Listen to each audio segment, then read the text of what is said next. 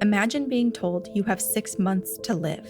You have a terminal progressive disease that's eating away at the white matter of your brain.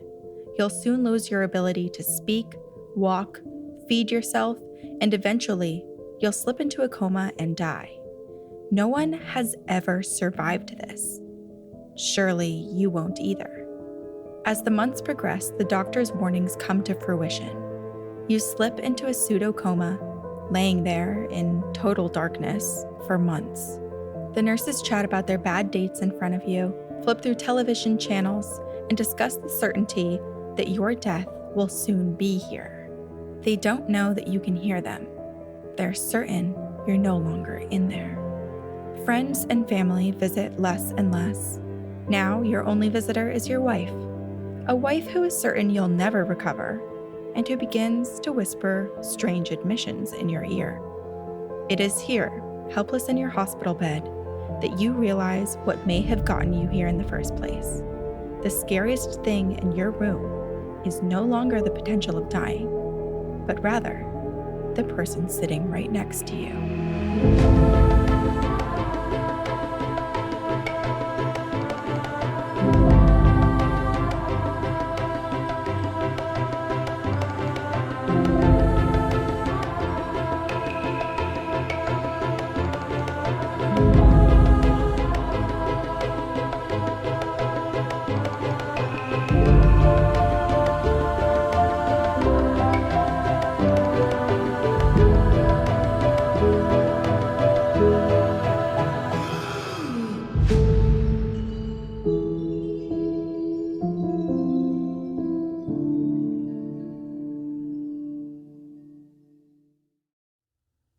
Let's get into this, man.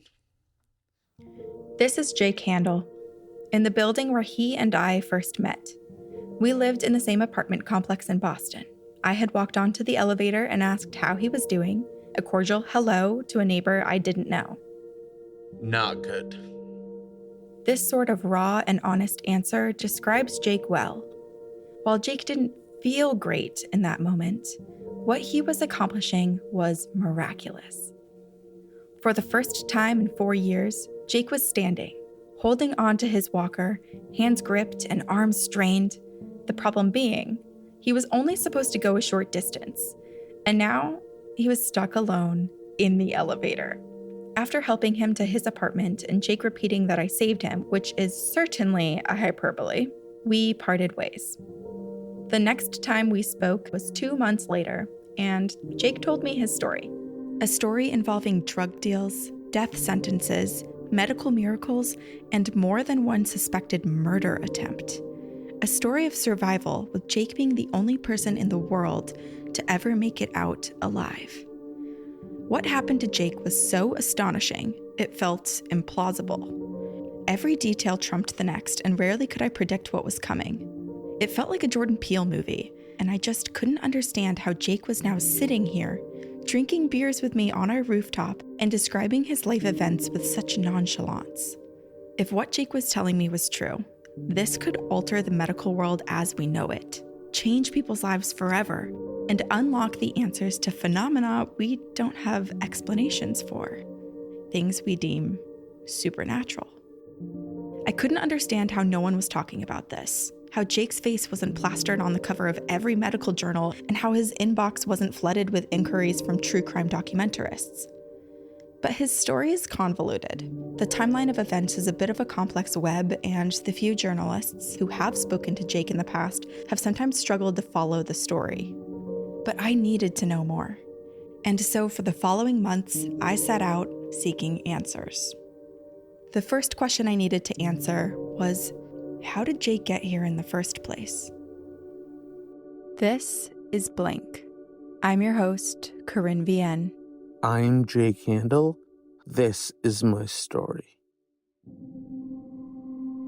I noticed my driving was a little off, and, I used to be a fairly good driver, but I was just swerving all the time, and I would say to myself, come on, Jake, pull it together. At this time in my life,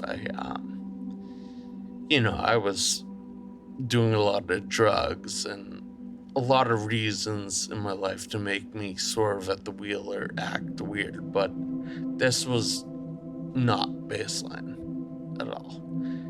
And I knew something was wrong, but I was in denial, I guess. I was just avoiding it and didn't even think it was a big deal.